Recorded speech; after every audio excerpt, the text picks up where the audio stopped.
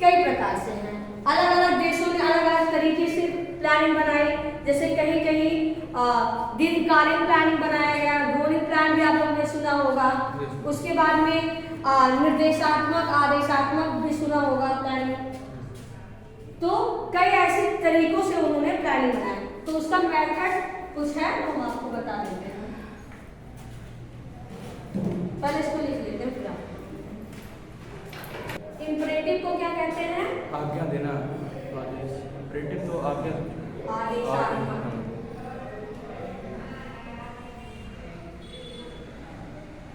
आदेशात्मक और इसका किसका होता है? इंडक्टिव में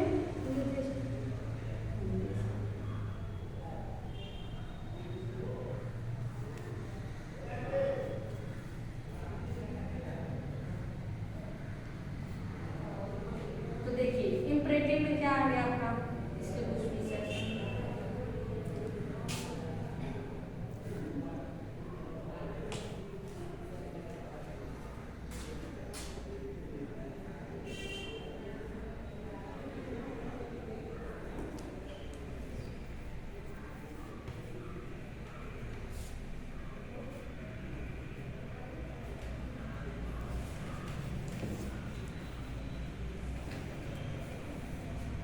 स्टेट में आप समझते हैं सरकार होता है, पॉलिटिकल साइंस पढ़े हैं ना, तो the family process followed by state. जो इंपरेटिव प्लानिंग होता है वो कौन बनाता है? वो स्टेट यानी सरकार बनाती है। इसके और हैं नो प्राइवेट पार्टिसिपेशन, इसके फीचर्स हैं।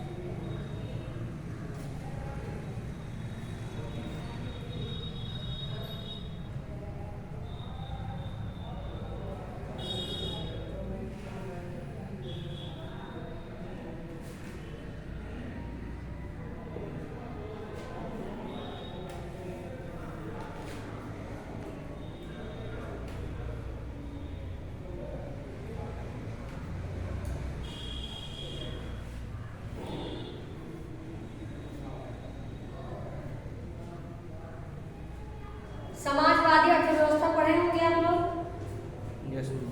तो समाजवादी अर्थव्यवस्था की तरह ये होता है आदर्श मतलब इंपरेटिव प्लानिंग। इसमें क्या होता है, पूरा का पूरा जो प्लान का प्रोसेस है वो कौन फॉलो करता है? स्टेट यानी सरकार। इसमें किसी भी प्रकार का प्राइवेट पार्टिसिपेशन नहीं होता है। Only state plays the economic role. Economic क्रियाएं जितनी भी होती हैं उसमें मेन रोल किसका होता है? इसमें केवल स्टेट यानी सरकार का होता है। No role of the market. Market का भी कोई भी इंटरवेंशन नहीं होता है इसमें, ठीक? क्योंकि मार्केट अगर आएगा तो क्या हो जाएगा, इसमें डिमांड और सप्लाई की बात की जाएगी, इसमें डिमांड और सप्लाई की बात नहीं की जाएगी, यानी मार्केट का जो रोल है वो जीरो होता है। तो ये होता है आपका आदेशात्मक योजना, ठीक? एक से लेकर के जो पहली योजना बनाई गई थी और जो फर्स्ट बनाई गई थी, फर्स्ट योजना, और जो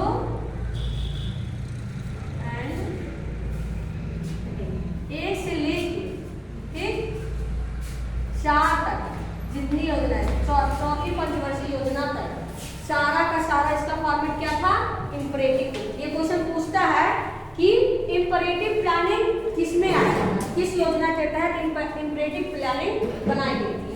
तो पहला योजना से लेके चौथी योजना तक पंचवर्षीय योजना, जो पहली से लेके चौथी योजना जो बनाई गई थी पंचवर्षीय योजना, उसमें इंपरेटिव प्लानिंग की बात की गई थी। ये सारे टाइप्स हैं। अब हम बताएंगे कि मतलब कौन कौन सी योजनाओं में हमने इस टाइप्स को यूज किया है, वो है। और कोई इसमें दिक्कत? ठीक, तो इसके क्या फीचर्स हैं? इंडक्टिव प्लानिंग है जो the planning process by the domestic economy, जो डोमेस्टिक इकोनॉमी होती है वो बनाती है इस प्रकार की प्लानिंग। ठीक, इसका मेन फीचर क्या है कि मिक्स्ड इकोनॉमी में इसका यूज किया जाता है। मिक्स्ड इकोनॉमी मतलब क्या होता है? जिसमें निजी और सार्वजनिक क्षेत्र दोनों का स्वामित्व होता है, यानी उत्पादन के समस्त साधनों पे सरकार का भी स्वामित्व होता है और प्राइवेट सेक्टर का भी उसमें स्वामित्व रहता है। तो ये है मिक्स्ड इकोनॉमी में हम क्या करते हैं? इंडक्टिव प्लानिंग बनाते हैं based on demand and supply. इसमें क्या है? डिमांड और सप्लाई, यानी कि मार्केट पावर की बात की गई है। मार्केट का इसमें क्या होता है? इंटरवेंशन होता है, मार्केट का हस्तक्षेप होता है। मार्केट का हस्तक्षेप मतलब क्या हो गया कि प्राइवेट सेक्टर का भी रोल होता है इसमें, क्योंकि यहाँ मिक्स्ड इकोनॉमी की बात ही कर दी गई है, तो यानी कि डिमांड और सप्लाई की बात की गई है प्लस गवर्नमेंट का इंटरवेंशन की बात की गई है। तीसरा आपका है कि private sector is not rigidly control, पूरी तरीके से रिजिड नहीं रहता है, जबकि इसमें क्या होता है? नो प्राइवेट पार्टिसिपेशन, इसमें प्राइवेट सेक्टर का कोई पार्टिसिपेशन नहीं होता है और इसमें पूरी तरह से कंट्रोल यानी रिजिडली कंट्रोल्ड नहीं होता है। ऐसा नहीं है कि प्राइवेट सेक्टर एकदम कंट्रोल में रहेगा, प्राइवेट सेक्टर का भी कुछ रोल होता है इसमें। फोर्थ है आपका not direct to fulfil the targets, ये डायरेक्ट किसी टारगेट्स को फुलफिल नहीं करता है।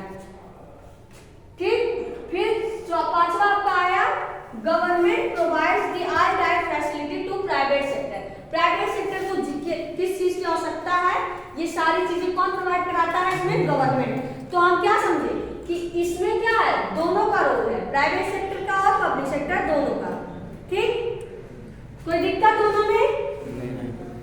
सेंट्रलाइज्ड का मीन्स होता है क्या कि केंद्रीय, कोई केंद्रीय संगठन होगा, केंद्रीय में सत्ता होगी, ये चीजें। ठीक, ये क्या करेगी? सारी चीज को कि कितना प्लान कैसे बनाना है, क्या टारगेट्स रखना है, उसको देखना, उसका निरीक्षण करना, यानी जितने भी काम है, योजना बनाना, उसका निरीक्षण करना, उसको लागू करना, अब बाद में उसका निकालना, इवेलुएट करना कि क्या ये प्लान सक्सेसफुल होगा या नहीं होगा। यानी कि क्या है कि ये सारी चीजें जो जितने भी इसके उत्तरदायित्व हैं, ये सारा काम केवल एक केंद्र में छिपी होगी, जो एक केंद्रीय सरकार रहेगी, जैसे केंद्र सरकार है वैसे एक केंद्र सरकार रहेगी जो सारी चीजों को देखेगी। तो इस प्रकार के जो प्लानिंग बनाए जाते हैं वो सेंट्रलाइज्ड प्लानिंग कहलाते हैं। और जो डिसेंट्रलाइज्ड होता है ये होता है विकेंद्रीयकरण, कि एक योजना कैसे बनाना है, एक उसके लिए अलग कंट्रोल रहेगा निकाय, योजना का मूल्यांकन कैसे करना है उसका एक अलग रहेगा, क्या कमियां रहेगी उसमें सुधार करने के लिए आप क्या कर सकते हैं, उसको सलाह देने के लिए एक अलग निकाय होगा। यानी क्या कि केवल एक ही लोगों पे ये इसको एक ही लोगों का केवल उत्तरदायित्व नहीं रहेगा, बल्कि कई लोगों का रहेगा। जैसे स्थानीय निकाय हो गया लोकल में, उसके बाद में आप जिला स्तर पे भी कुछ निकाय होंगे, उसके बाद में राज्य स्तर पे भी कुछ होंगे, उसके बाद में केंद्र स्तर पे भी कुछ होंगे। तो ये क्या हो गया, केवल एक लोग के बीच में नहीं केवल सत्य सीमित है उत्तरदायित्व, इन सब का भी कुछ काम होगा कि आप स्थानीय में देखेंगे, आप उसका निरीक्षण करेंगे क्या होगा, फिर उसके बाद उसका मूल्यांकन करेंगे, प्लानिंग कैसे क्या सक्सेसफुल हुई क्या नहीं हुई, क्या टारगेट्स जो बनाए थे अचीव कर पाए या नहीं कर पाए, ये सारी चीजें इसमें आएंगी। फिर है प्रेस्पेक्टिव एंड रोलिंग प्लानिंग। प्रेस्पेक्टिव में क्या होता है, दीर्घकालीन, यानी जब हम बहुत बड़े टारगेट्स को अचीव करते हैं तो क्या करते हैं, एक बहुत बड़ा प्लान बनाते हैं। जैसे हमको देश का प्रधानमंत्री बनना है, ठीक, प्राइम मिनिस्टर बनना है, तो उसके लिए क्या करेंगे, ये बहुत बड़ा गोल हो गया, अब हम धीरे धीरे प्रयास करते जाएंगे। तो क्या है कि ये एक लॉन्ग टाइम के लिए हम कोई प्लान बनाते हैं। तो जब लॉन्ग टाइम के लिए प्लान बनाएंगे तो ये पर्सपेक्टिव में आ जाएगा। और रोलिंग प्लान क्या होता है? रोलिंग प्लान होता है जो एक साल पे बनाया जाता है, छोटे छोटे अचीवमेंट के लिए बनाए जाते हैं, छोटे छोटे टारगेट्स को फुलफिल करने के लिए बनाए जाते हैं, ना कि बहुत बड़े टारगेट्स को फुलफिल करने के लिए। तो हो गया ना, किसी में कोई दिक्कत नहीं।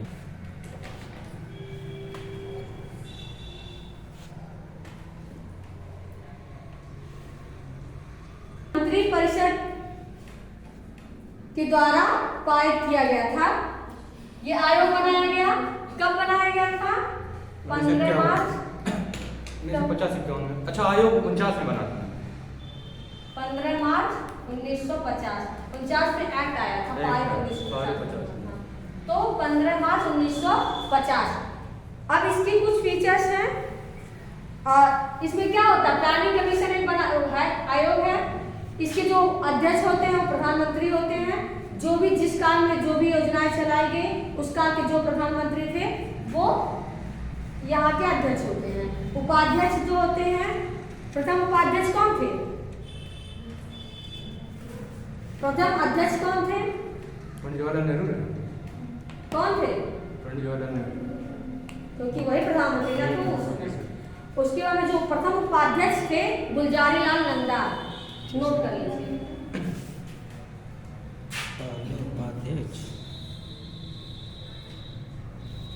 उपाध्यक्ष का नाम क्या होता है? गुलजारी लाल नंदा।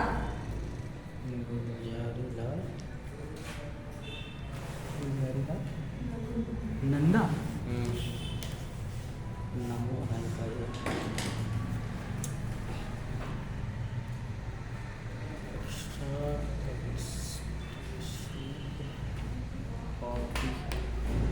क्या कमीशन क्या करती है?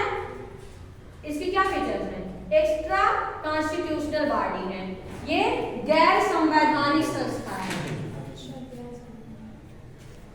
ये हमारे संविधान में वर्णित इसका कोई और इसका कानून वगैरह नहीं है। एडवाइजरी बॉडी है, ये क्या करती है? जितने भी मंत्रालय हैं उनको क्या करती है? एडवाइजरी के रूप में भी कार्य करती है। थिंक टैंक, वो थिंक टैंक का भी कार्य करती है, लोगों बताती है। कई सारे जो जितने मंत्री परिषद मंत्रिमंडल हैं उन मंत्री परिषद वहाँ पे क्या बताती है कि कैसे कैसे आपको पॉलिसी लाना है, कैसे क्या करना है। थिंक टैंक का भी कार्य करती है। अब जितनी योजनाएं होती हैं वो सबसे पहले कहाँ पास होनी चाहिए? उसके लिए बनाई गई नेशनल डेवलपमेंट